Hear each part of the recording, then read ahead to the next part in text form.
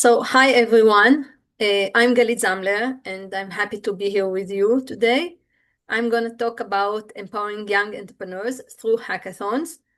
And I know hackathon sounds like innovative events, and I call it experiential events, but it's much more than that. It's about the mindset of the participants, making them believe that they can be doers, they can make a change, they can leave their mark in our world. So in these 30 minutes, I'm gonna share with you from my experience why I'm so in love in this format of hackathons. Uh, we know that in our changing world, and in the last few years, it's in on steroids. The changes are very intensive ones, and but there is a gap when in the skills that we need in such a changing world, and the skills that the traditional education equipped the students with. And this gap, it's like about the creativity that we want. Just a minute, I have some issue with the presentation. Okay, it's never mind. It's like about the creativity, the critical thinking, team working, resilience, curiosity, such skills that seems that we need not just as entrepreneurs, but in real life, and we would like our children to have them and learn them.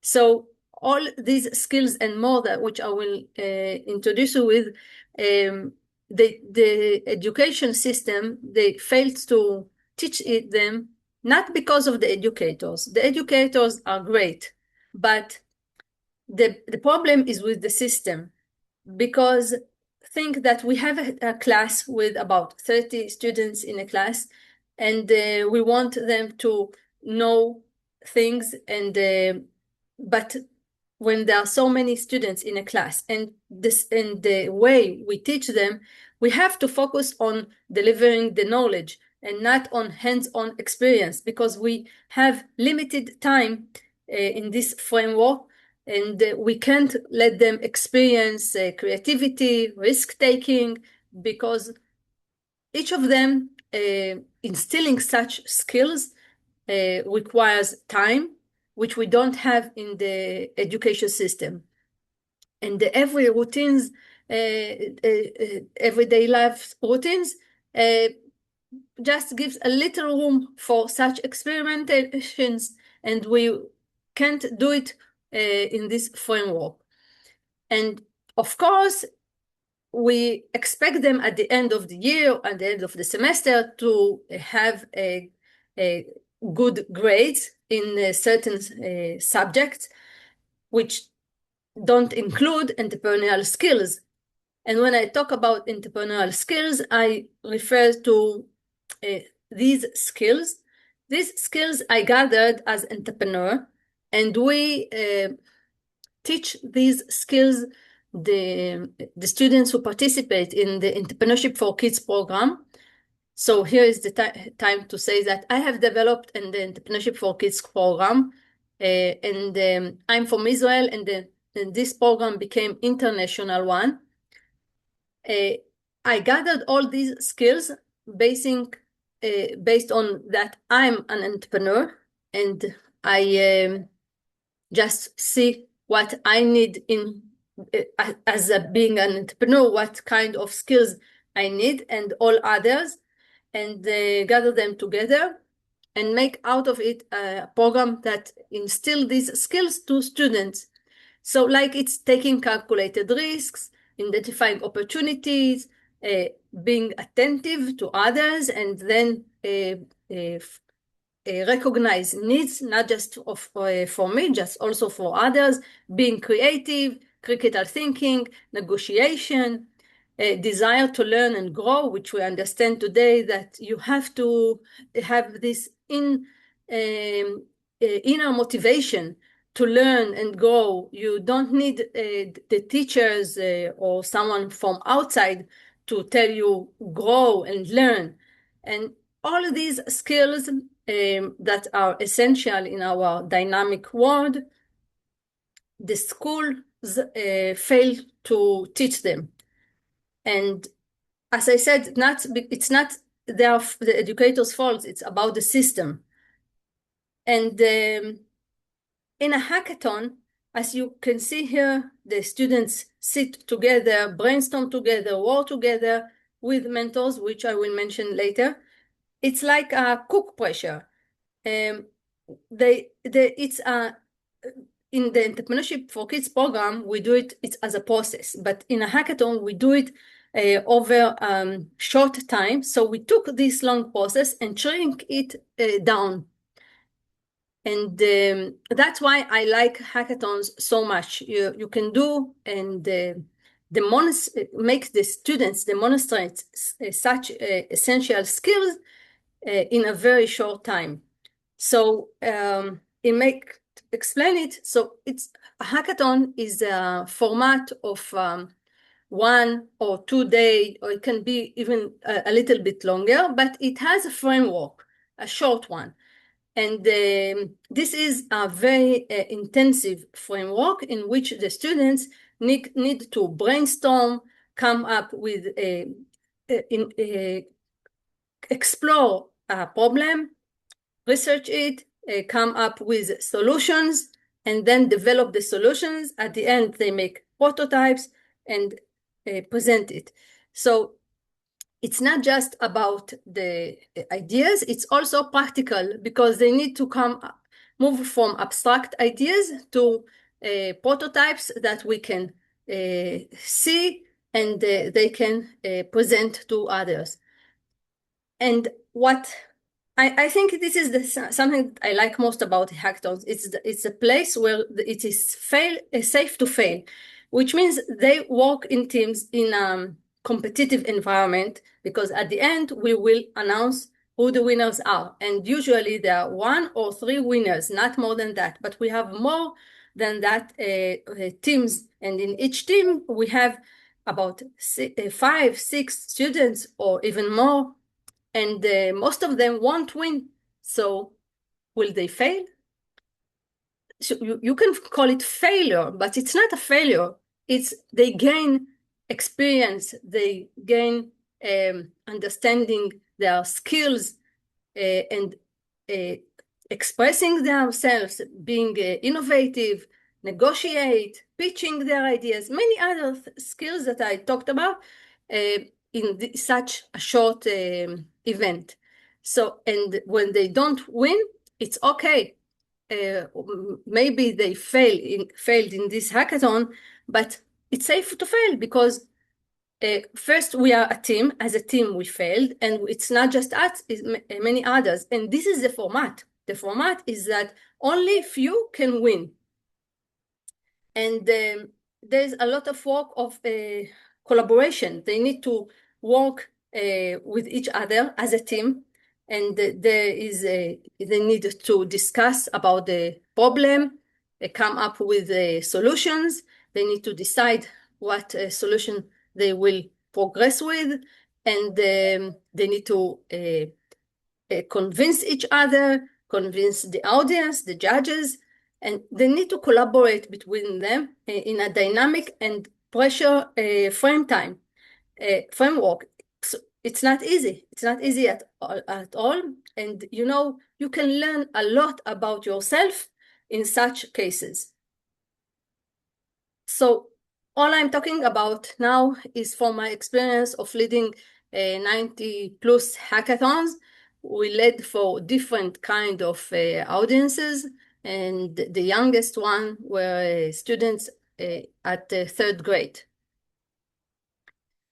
So when you start with a hackathon, first you consider who are your participants, and then you start with the topic. So what will be the topic? Will be of the hackathon. And the topic, choosing the topic, it's very important one, because it has to be something that is relevant to the participants, something that will inspire them, want them to solve, want them to be involved. And when you start talking and spreading out that there will be a hackathon, the first thing they will see is the topic. And if you want them to be engaged, it has to be something that is relevant to them. And something that also connected to the real world, because they don't want just to find solutions for theoretical problems. They want something with a practical implementation, even though it doesn't have to be implemented, okay? It can be ended by just an idea, but we want them to solve real problems. They want to solve real problems, to feel meaningful. And it has to be open-ended enough to explore. So we won't choose a topic that they can come up with, one or two good solutions, because we want to leave them room for creativity and come up with creative solutions.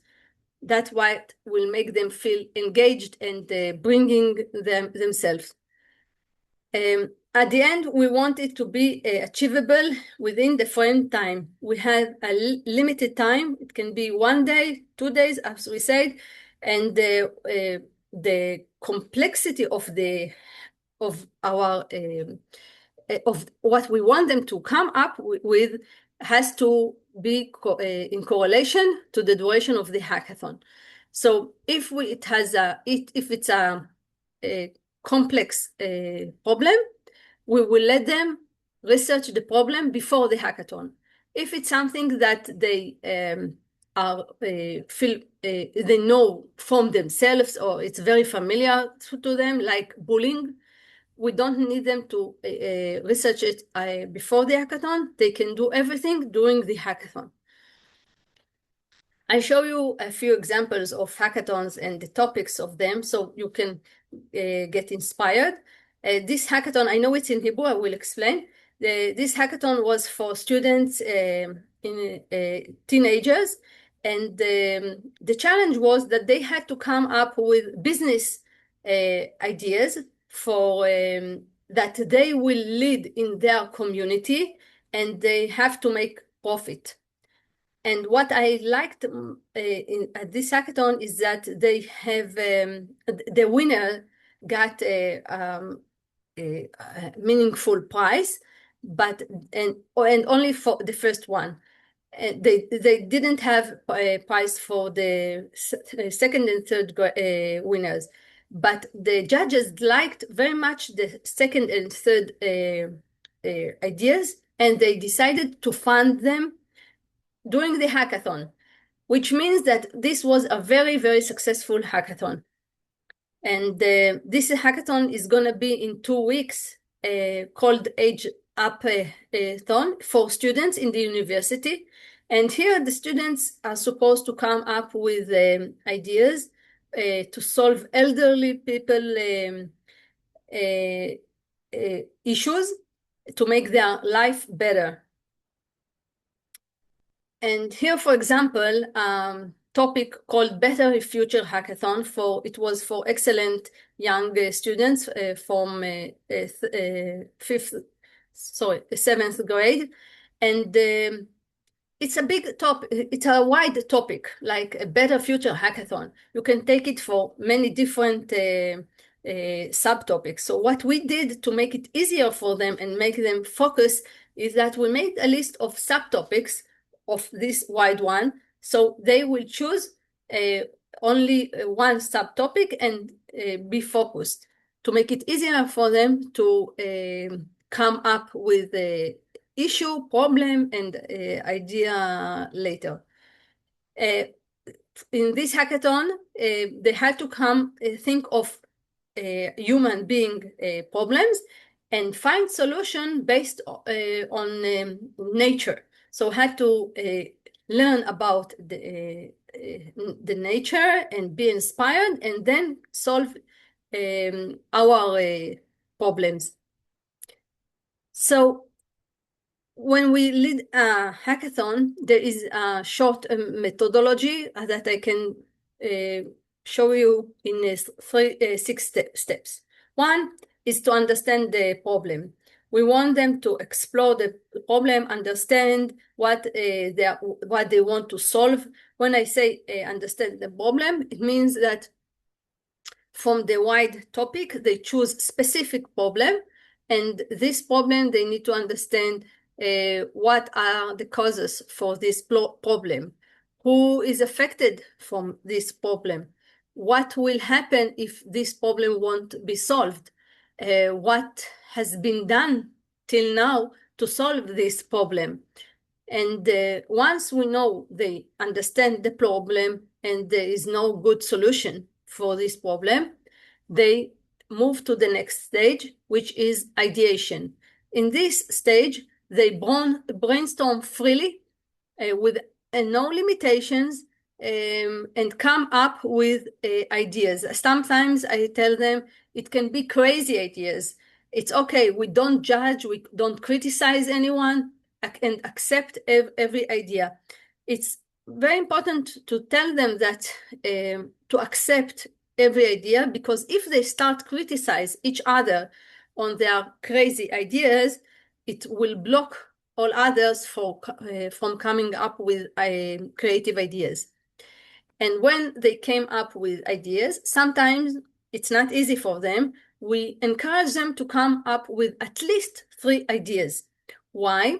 Because in the next stage, we present them with the criteria with which judges will judge at the end all the ideas. And we ask them to evaluate their ideas by themselves and decide which one of their ideas has the more possible to win this hackathon.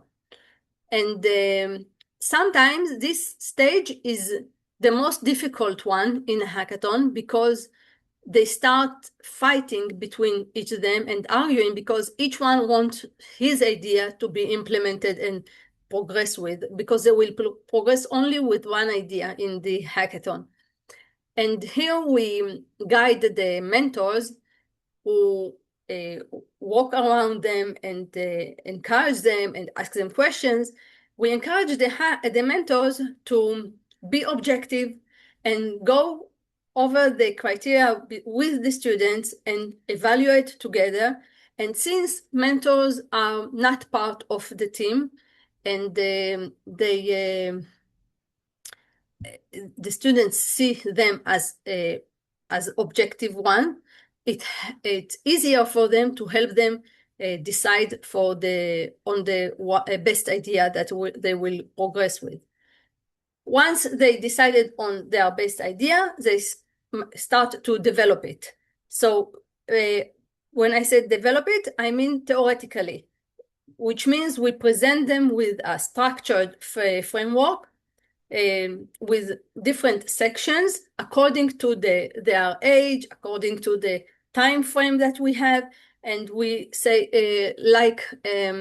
who are your competitors, who is your target audience, what do you need to solve this problem, what challenges you can face with this problem, how would you overcome these challenges, and such sections which help them develop their idea.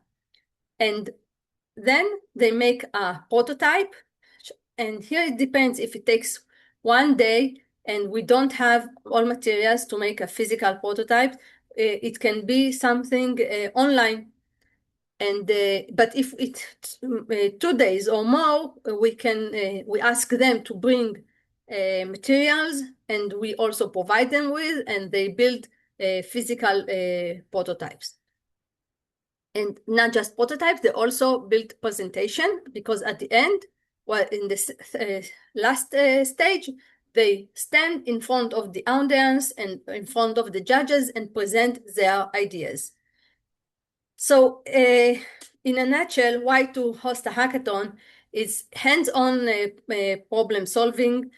The students build their resilience, teamwork with diverse peers, empowering participants, creative confidence, civic awareness for a real problem, entrepreneurial mindset, because all of these skills, public speaking experience, and meeting deadlines. I just want to say empowering participants here is because we provide them with workshops and short lectures during the hackathon, and this way we empower them. So here a few examples from hackathons. Here you can see students that in a workshop in a hackathon. Here they discuss and they have the guidance of the mentor, and here they sit with more than one mentor, and what you see here, what he holds here is the criteria. So here they at the stage of choosing their best idea.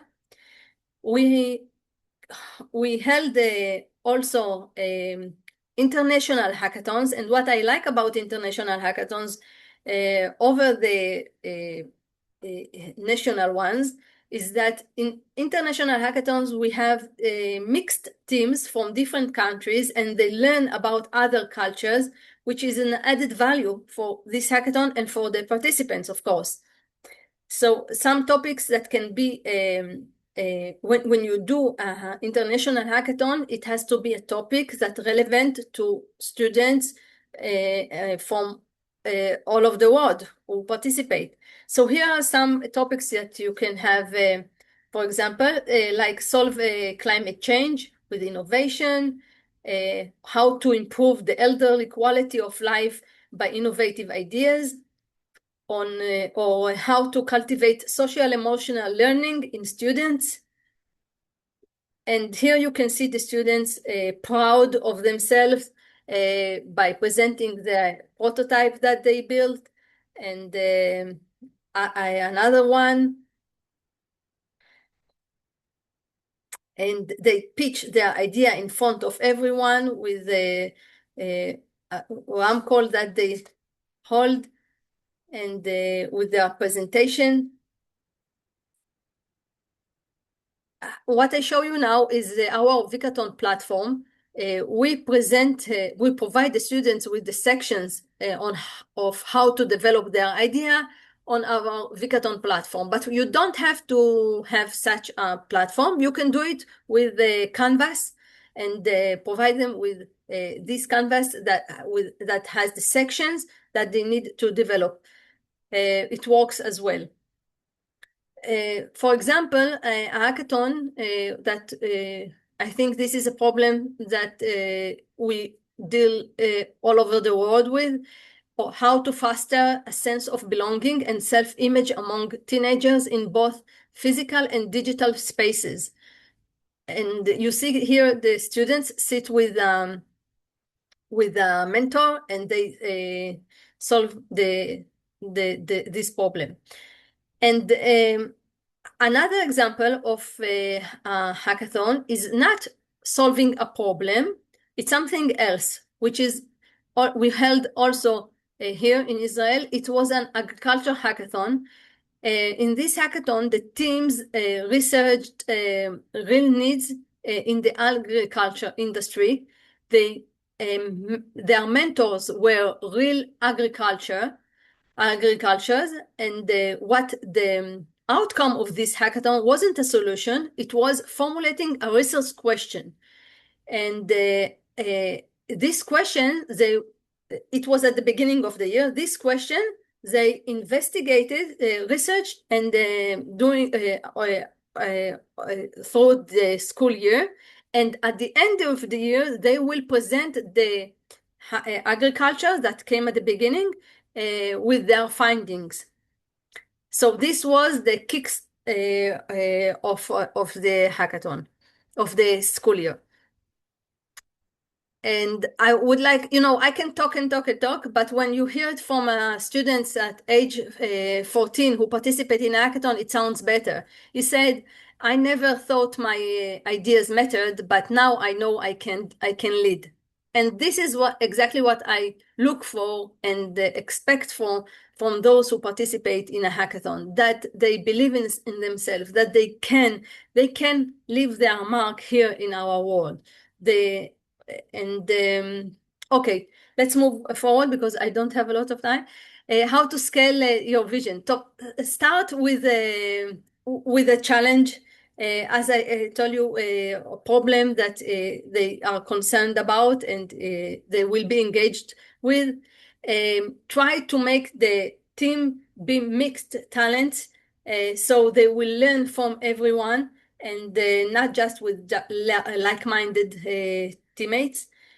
Invite real world mentors. It's great that we have educators as mentors, but real world mentors are perceived more experienced, and they add a lot to the experience from the hackathon. I believe that mentors a critical function for the success of the hackathon. At the end, make the pitch a celebration. It's not a test. It's a competition. It's an encouragement competition, because it's okay not to win. Most of the teams won't win, but here to practice, to experiment the event.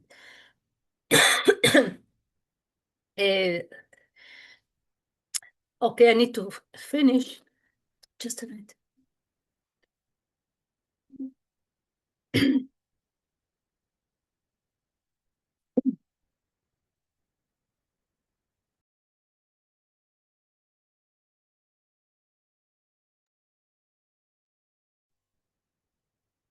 Sorry. I, w- I, I will end with this. I founded Vicathon and the Entrepreneurship for Kids program because I believe every child has a spark of innovation. We just need to give them the right platform to let it shine. Thank you. Thank you so much, Galit. Sorry. It's okay. Really an impressive presentation and an inspiring one. You gave our students, my kids, a chance to be part of this, and I really applaud and feel that this is a very meaningful experience for them. So we don't have much time for questions, but Yeah. maybe you have one question, Samira? Actually, yes. So I found all of those all the hackathons really inspiring. And I do agree with the points that you gave. I have one question though. From all of the topics that Hackathon has held, do you particularly have any favorite topic throughout the years? Favorite topic? The favorite topic is something that mentioned by A-levels students. It's bullying. We led, I think, 3 hackathons about this topic. And when they pitched their ideas, they shared things that they went through. It was touching. Thank you for the answer. That presentation was really inspiring. I'm glad I could hear it. Thank you. Thank you. Bye. Okay. Bye bye. Thank you, Galit. And we really appreciate what you do.